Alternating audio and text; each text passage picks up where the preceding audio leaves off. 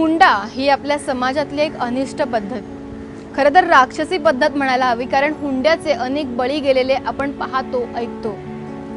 अनेक उदाहरणं आपण पाहिलेली आहेत. असंच एक जिवंत उदाहरण आज आपण बघणार आहोत. मेरे मंजिल भी जिद्दी है, मेरे रास्ते भी जिद्दी है, कल क्या हो मेरे हौसले भी जिद्दी है, अशाच तत्वांवरती चालणाऱ्या स्नेहल जावळे.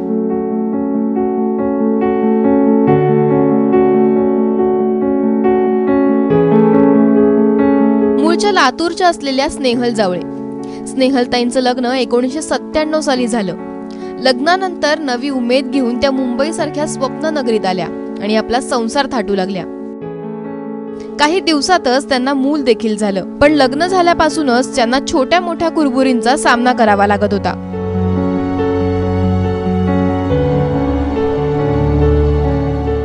तीन चार दिवस शांत गेले की त्यांच्याकडून रिप्लाय नेहमीच असायचा, विनाकारणही खूपदा, की अंग सळसळत असेल ना, 4 फटके पडल्यावरच सरळ होणार. MBA माणूस, एवढा हाय सोसायटीमध्ये वागणारा माणूस, बाहेर कोणी पाहिल्यावर मान्य पण नाहीत करणार की हा असा वागू शकतो. आणि तो माणूस सतत येता जाता मारहाण करायचा. कधी स्वतःच्या बेल्टनी मारलंय, कधी बुटासहित घातलेल्या त्या पायानी मारलेलं आहे, कधी किचनमध्ये उभी आहे तर मी काही वर्षापूर्वी ती भांडी फेकून दिली सगळी, मी घेतली नाहीत. चमचे कडच्या असतात किचनच्या, त्याच्यानी मारलेलं, ते वाकडे झालेली होती. सो त्याच्या मारावर काही नियंत्रण नव्हतं. झालेली मारहाण, भांडणं यानंतर नवऱ्याकडून त्यांना अनेक वेळा वेगवेगळ्या भेटवस्तूही दिल्या जात होत्या. तो शांत व्हायचा, नंतर तो तुम्हाला खूप वस्तू द्यायचा.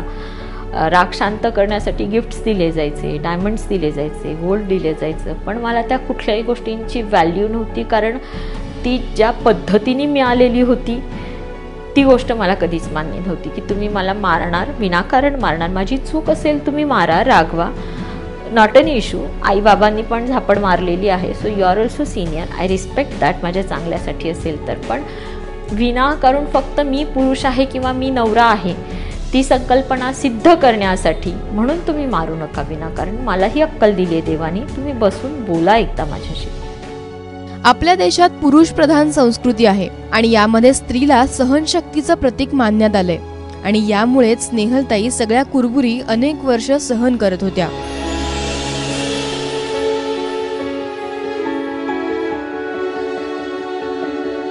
नवऱ्याचं घरातलं अचानक बदललेलं वागणंही स्नेहाताईंना जाणवत होतं. घरातल्या या छोट्या मोठ्या कुरबुरींनी कधी मोठं स्वरूप घेतलं हे स्नेहाताईंना कळलंच नाही. आणि तो दिवस आला ज्या दिवसाने स्नेहाताईंचं संपूर्ण आयुष्य बदललं. जेवणं वगैरे झाली होती, ते दोघं भाऊ गप्पा मारत बसले होते, नवरा आणि त्यांचे मोठे भाऊ. समोरच्या टेबलवर त्यांचं काहीतरी चालू होतं, फोन ठेवलेले होते. मला पाणी मागितलं, मी पाणी नेऊन उभी होती 2 मिनिट, पण ते घ्यायला तयार नव्हते, म्हणून मी फक्त समोरच्या टेबलवर पाणी ठेवलं आणि मी मूव्ह केलं. तेवढंच त्यांच्या भावाने सांगितलं, हिला काय अक्कल आणि मॅनर्स नावाचे प्रकार नाही आहेत. ग्लास आदळून निघून गेली. पाठीमागे तो आला किचनमध्ये. मी किचनचा प्लॅटफॉर्म साफ करत होती, कारण जेवण झालेलं होतं. पाठीमागून आवाज येतो निघून. मी त्या आवाजावर पाठी टर्न करून पाहिलं. तो आणि त्याचा भाऊ तिथेच किचनच्या डोअरला उभे होते. किचनच्या त्या डोअरच्या वर फ्रीजच्या समोर मोठ्या आगपेट्या ठेवलेल्या होत्या. त्या काडीपेटी त्यांनी हातात ठेवली मोठ्या भावाने. आणि एवढंसं रॉकेल होतं. मला पेंटिंग वगैरेची आवड आहे, तर ते ब्रश क्लीन करण्यासाठी माझ्या मेडनी आणून दिलं होतं मला. त्यांनी ते ब्रशेस सगळे किचनच्या बेसिनला फेकले आणि ते रॉकेल घेतलं आणि ते रॉकेलच फेकलं, जे गळ्यापासून पोटापर्यंत पूर्ण अंगावर असं पसरल्या गेलं. आणि माझा राग इतका अनावर झाला होता की मीही चिडून विचारलं, कदाचित ती माझी चूकही असेल आज एवढ्या 20 वर्षानंतर मागे बघताना, की तुम्ही काय करणार आहात, मला मारणार आहात का, हे मीही माझा रिप्लाय केला होता. आणि ते समजण्याच्या पलीकडे काडी त्यांनी पेटवून दिली भावानी, यानी टाकली की भावानी टाकली, आय स्टील डोंट रिमेंबर, मला नाही आठवत, कारण मी या लेवलवरच बघत होती नवऱ्याकडे. माझं त्या आगपेटीने पेटलेल्या काडीकडे लक्ष नव्हतं. त्यांनी ती काडी टाकल्या गेली. इकडे रॉकेल जास्त होतं, ते तिकडेच आग पकडली आणि तिथून पोटापासून छातीचा आणि हात आतल्या बाजूनी सगळे हात असं चेहऱ्यासहित तो भाग जळायला गेला. मला कळत नव्हतं की मी काय करायचे, पण ज्या दरम्यान जाळलं तो पूर्ण किस्सा माझ्या 4 वर्षाच्या मुलांनी पाहिला होता. आणि तो ओरडत असलेला आवाज आजही माझ्या कानात येतो, मम्मा को जलाया आपने, मम्माजी को जलाया. आणि त्याला पायाने ढकलल्या गेलं किचनच्या बाहेर आणि मला उचलून त्यांनीच बाथरूममध्ये टाकलं. स्नेहाताईंवर झालेला प्रसंग त्यांच्या नवऱ्यासाठी सुद्धा तेवढाच घाबरवून सोडणारा होता. शॉवर वगैरे सगळं स्टार्ट केलं, पाणी फेकण्यात आलं माझ्यावर. त्या प्रोसेसमध्ये तो खाली पडला आणि जेव्हा त्यांनी पाहिलं की माझ्या चेहऱ्याची स्किन गळायला लागली होती, कारण 42% डीप बर्न झालं होतं तोपर्यंत, तो खाली पडला आणि तो बेशुद्ध पडला. या सगळ्या प्रसंगामधून स्नेहाताई वाचल्या, पण हा प्रसंग ऐकून सुद्धा आपल्या अंगावरती शहारे येत आहेत. त्यांच्या वेदनेची कल्पना देखील तुम्ही आम्ही करू शकत नाही. खरं तर आपण पाहिलं तर प्रत्येक घरामध्ये मतभेद असतात, राग असतात, काही आर्ग्युमेंट्स होत असतात, पण या रागामधनं एखाद्याच्या अस्तित्वावरती हल्ला करणं हे कितपत योग्य आहे?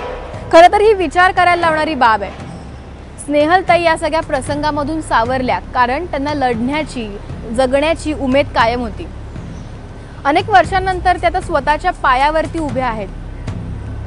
घटस्फोटानंतर मुलाचा ताबा कोर्टाने पतीकडे दिला, पण अजूनही आपला मुलगा आपल्याकडे परत येईल याची वाट त्या पाहत आहेत. ही वेडी आहे म्हणून हिच्याकडे मूल दिलं जाणार नाही, म्हणून हिचे आई बाबा हिच्या सोबत नाहीयेत आणि हिला कोणीच जवळ ठेवत नाहीये. सो त्या टर्म्सवर त्यावेळी डिवोर्स झाला होता आणि मला माझा मुलगा नव्हता मिळाला. त्याचे त्यावेळेसचे कपडे, त्याचे त्यावेळेसचे वाकड्या तिकड्या लिहिलेल्या ज्युनियर सिनियर्सच्या लाईन्सचे पेपर्स, ABCD लिहिलेले पेपर्स, त्याचे पेंटिंग, सगळं काही माझ्याकडे अजूनही स्टील दॅट इज देअर. त्यामुळे मला नाही वाटत की तो कधी भेटला तर त्याला कसं वेगळं काही मला सांगावंसं लागणार आहे. स्नेहाताई सगळ्याच महिलांना सक्षम होण्याचा संदेश सुद्धा देत आहेत. एवढे सगळे प्रसंग घडूनही स्नेहाताई स्वतःच्या पायावर आता खंबीर उभ्या आहेत आणि इतर महिलांनाही स्वतःच्या पायावर सक्षम उभं राहण्याचा संदेश देत आहेत. मग ती ॲडजस्टमेंटवर ॲडजस्टमेंट, कधी मुलासाठी तर कधी आई बापांसाठी, कधी आई वडिलांच्या नावासाठी, कधी तुमचे भावंड आहेत त्यांचे लग्न होणार नाहीत म्हणून ती मुलीला तिकडे केली गेलेली हे असते. मुलीमध्ये प्रॉब्लेम हा पण एक होतो, तिला जर एक ठाम निर्णय घ्यायचा असेल तर मुलीला घर नसतं. आई बाबा लग्न झाले की सांगतात आता तू त्यांच्या घरची आहेस, आणि लग्न होऊन ज्या घरात येतो जिकडे आईबाबांपेक्षाही 3 पट आयुष्य घालवायचे ते लोक म्हणतात आमचं घर आहे. मग आम्ही कुणाच्या, कुठल्या? आम्हाला काही स्वतःचं अस्तित्व नाहीच देणार का? म्हणून मुलींनी स्वतःच्या पायावर सक्षम राहणं, खंबीरपणे राहणं, कुठलीही एक कला खूप चांगल्या पद्धतीने स्वतःमध्ये ठेवणं गरजेचं आहे. कोणता क्षण, कोणती वेळ किती वाईट आणि चांगली असेल नाही सांगू शकत. आपल्या समाजामध्ये स्त्रीला अनेक संकटांना सामोरं जावं लागतं. जर स्त्री, एक महिला सक्षम असेल, स्वावलंबी असेल, स्वतःच्या पायावर खंबीर उभी असेल आणि जगण्याची आणि लढण्याची उमेद तिच्यात कायम असेल तर कोणतंही संकट ती आत्मविश्वासाने पेलू शकते. खरं तर स्नेहाताईंच्या भाषेत सांगायचं झालं तर तुमच्या प्रयत्नांना एवढ्या उंचीवर घेऊन जा की तुमच्या नशिबाला सुद्धा त्याच्यासमोर झुकावं लागेल. कॅमेरामॅन श्रीकांतसह मी वरदा वाघुले, ABP माझा, मुंबई.